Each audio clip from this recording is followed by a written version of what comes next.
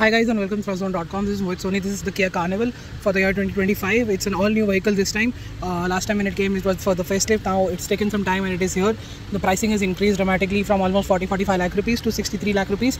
It's gotten premium on the inside and outside for sure, and it tries to justify that price quite well. What is it like? As always, let's begin with the design. Typical Kia Tiger nose grille. 4 projector lamps and LED TRLs look quite massive. It's got a very car-like bumper at the front, and it's got a very typical bonnet that you see in most Kia cars. Side profile, of course, is quite massive. You've got these massive 18-inch wheels, sliding doors. The C-pillar has this aluminium type garnish.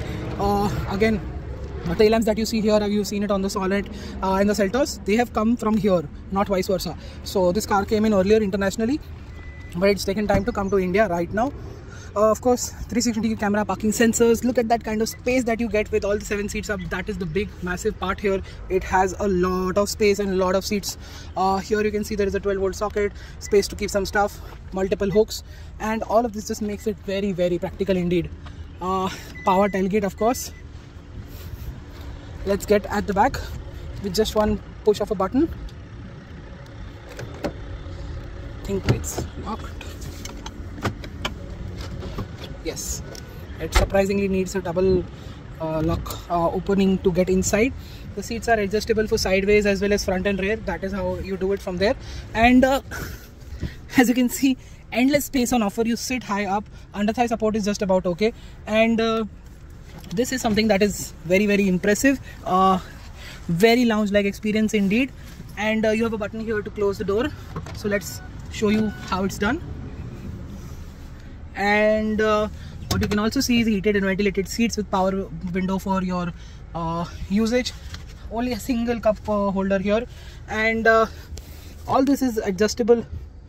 As you can see, the seat is going up. It's going in the Ottoman style, and it goes all the way till the top, so you can sit like this. So that's quite impressive. And if you press this button here, it will come back to normal. So that's also quite brilliant. You can adjust the seat power. You can take it up, it higher and lower with these power buttons right there. So, and you can raise the ottoman to make things even more comfortable. You have a 12-volt socket here, charging point, but no wireless charger or anything like that here. The second row does not have any sort of screen. It has a manual sunroof, surprisingly, at the front and at the back, which is very surprising at this price point. You have your cup holders and stuff to keep place right here, and you've got your own charging point here. And if you push the seats all the way, of course you can have more people here. There are multiple ways you can configure the inside of this cabin, yeah, you've got your sunblind here as well for the rear passengers. Seat belt is on offer as well. That is the third seat belt right there. So it is very, very spacious. There is no denying. You can have it in 7, 8 or 9 seater configurations. Your cup holders are here as well. Space to keep some stuff. AC is right here. There is a control for here right here, and you can control both these sides from the right side. Usually it should be the left side because everybody gets chauffeur driven on the left side here, but I think this is something that Kia has missed or couldn't get it right for the Indian market. So apart from that, it's actually quite brilliant. You've got the Boss mode here, which is adjust the seat right from here, which is brilliant. Quality, of course, everything is quite good. Soft touch, plastics feel just right for this price, and yeah, it is quite impressive. Everything is easily adjustable. Most of the things work with just one button, and yeah, you can just do it with one hand. Not much of effort required. And yeah, that's it.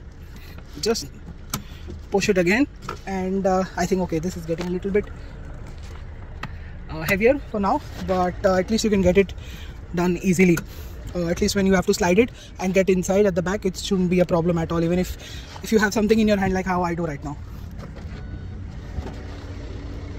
So yeah, that's what the interior and exterior is like of the Kia Carnival. Let's get at the front. You can see power seats, memory seats,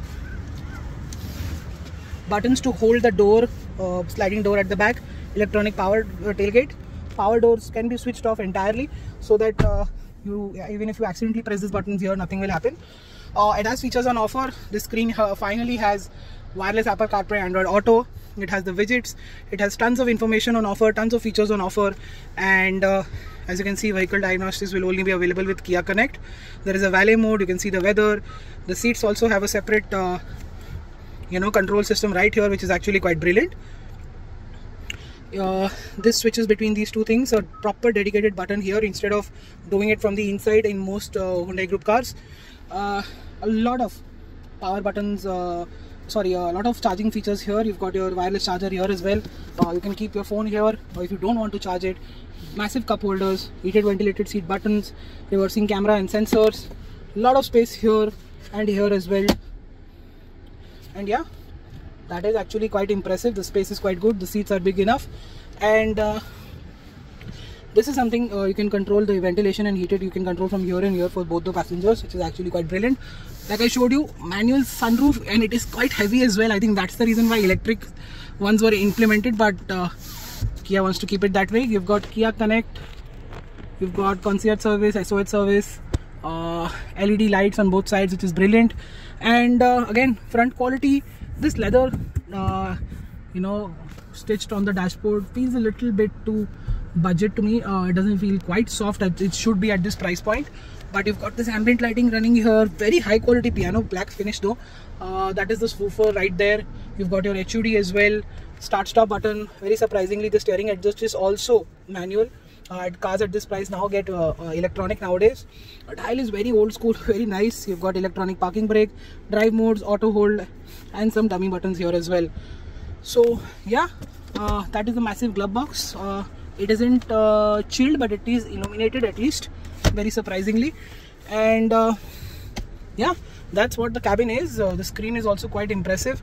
You can go through everything just like any other Kia, but of course you have a lot more features, and once you do that, it comes over here. You can set up the ADAS features accordingly. Quite impressive. Yeah, I think that's it. That's what the Carnival is on the inside. Let's start driving the car. So guys, we're out driving the Kia Carnival for the very first time, and it only comes with one engine option that I need to explain it to you. This is a 2-liter diesel engine which is mated to an 8-speed gearbox, just like how it was earlier with the previous Carnival as well that I drove a couple of years ago. And how is this like to drive? Well, this is something that is quite unique in the way it feels, because the engine is still very old school in the way it feels. It feels, lumpy, slightly relaxed, not very, very energetic. And I think I like that way, because this car also reminds me of the previous yesteryears basically, because the kind of space and the length and the design that it has. It is a sort of a old school design that has been modeled into a brand new way of the modern car requirement that this world has. And this is something that feels quite unique.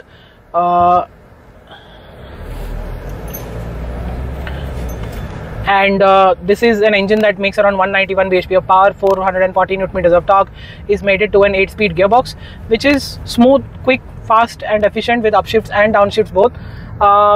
Refinement is very good. You can barely hear the engine inside the cabin, and low end and mid range is good. Top end is also just about okay, because it is of course pulling 1000 millimeters of wheelbase, and it is something that is over 5 meters in length. And whatever top end you can get with this car, a car that almost weighs over 2 tons, is something that is not really required, but it gets the job done. There's no denying that. So performance is good, drivability is good, gearbox is good enough. It can get confused at times at lower end. I think that's pretty normal for a torque converter gearbox to be. This is a front wheel drive car, and this is something that is not that easy to navigate with the size it has, but this is something that is can be good to drive within the city as well, once you get the idea of what the dimensions are like. Once you do that, it shouldn't be that hard. You will get used to it, and there's no denying that once you get used to it, you will enjoy the light steering. There's good, just about okay in terms of feedback. Precision of course is good enough. With the slightest movement it does change direction, so that is something that is well done, and that was need of the day, because when you're piloting a car of this size, you need all of that precision in the steering wheel, and it has that, which is a great move by Kia. Brakes, well, they feel good enough for my spirited driving while I am alone or with just one person beside me. I think with a full load, slightly doing higher speeds around 120 kilometers an hour, I think the brakes could have been better. Apart from that, very surprisingly, it sits low, so body roll is very less. Brakes also feel the body roll is very minimum. Ground clearance, of course, can be an issue from time to time over really bad speed breakers. If you come across them, I think we only do in very, very remote situations and at very, very rare times. You can get over it, but it still remains a little bit of a concern, something that you need to be aware of, because you just can't go over speed breakers as you would do like in any other normal car. You can't do that here, so you just need to be aware. It will clear most of it quite well because the suspension is stiff enough.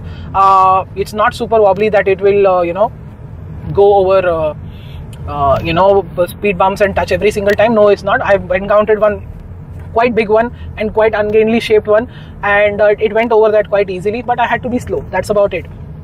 But Kia had to, I think, in this upgrade should have offered adjustable suspension on this one, at least the one that just adjusts the ground clearance a little bit.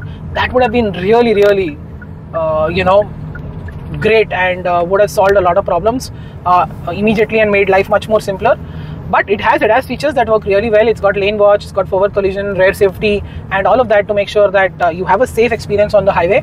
And I think that is possible with this car because it feels rock solid, very comfortable, very relaxed. It is cut from the outside world to a very large extent with these large doors and windows and all the metal and the glass and the fabric that is making sure that nothing really creeps in from the outer world.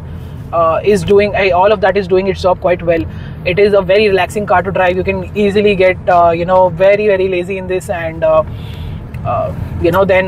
be comfortable over long distances. I think that will be great.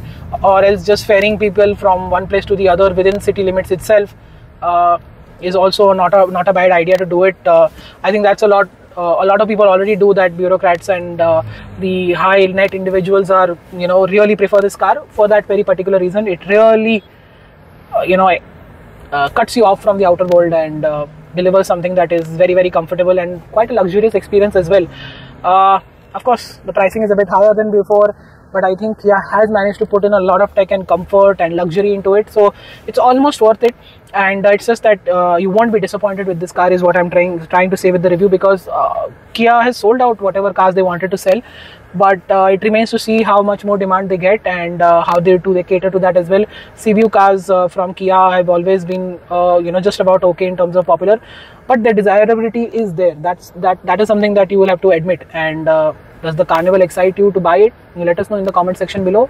Until then, thank you so much for watching. See you next time. Goodbye.